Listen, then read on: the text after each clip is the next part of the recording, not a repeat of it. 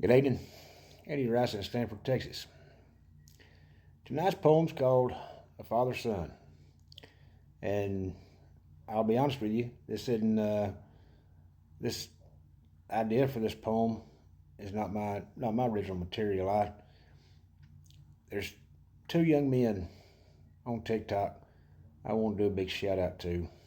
And I'm not doing one of these promotional things or whatever, but had it not been for TikTok, I wouldn't have met these two young men. And one is Jake Howitt, young cowboy poet and writer up Nebraska way, and Lane Morris, singer-songwriter in Nashville, young man who's paying his way through Nashville, paying his dues, being a vet tech. And I wasn't on this TikTok before all the big debacle with Congress and shutting this thing down, and I've only been on about a month now, and I want to appreciate all the people that follow me and like my stuff. But I see now, folks, this pretty dang good app. This app exposes a lot of creativity, and that's kind of what the app's about, right? Creativity exposes a lot of young people and old people to each other, and you make connections, and some of it's silly, and some of there's a lot of good music, a lot of good art, a lot of good writing on this app. So my point to you,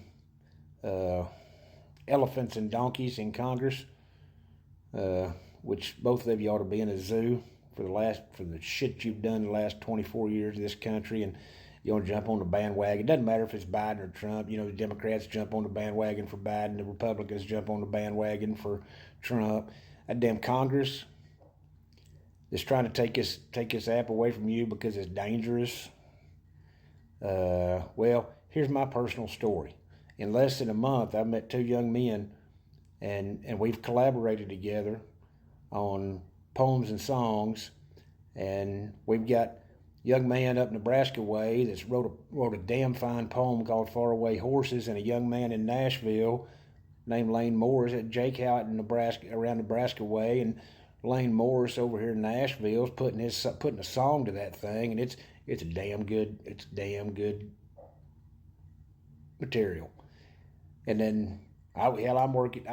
Tonight's poem is Lane's inspiration, and he and I collaborated on this deal, and I just add a little fluff to it. Nothing special, but you got two young men, barely over 25 years old or however old. I don't know how old they are, but they're young men. And you got an old man collaborating on TikTok, doing poetry and music and hell, art. I thought people liked art, but anyways. So Jake Howitt, Lane did a hell of a job on your poem, didn't he? And Lane, you did do a hell of a job on old Jake's poem, and we're looking forward to seeing what you can do with the rest of it with. And I'm pretty proud to take your inspiration from coat breaking when you were a young man and help you build a poem out of it. And I'm gonna do it tonight. I didn't ask you. I hope you're not mad at me, but I think it's a pretty good one, and I'm gonna do it. And all credit goes to Lane and all this collaboration piece. When Jake said, "Take that poem and do what you want with it," well, you young men are. What I'm saying to you, old folks like me, is don't doubt the tenacity and the creativity and the determination of youth today. It's out there. Tonight's poem, I think I mentioned it, it's called Father's Son. This Lane original. One more time, he grabbed his old saddle and he walked in that round pen. This one, tougher than nails and plenty full of horseflesh sin. The dove sang that day, and the grass all around the pen lush green. That young res coat quite a bit greener.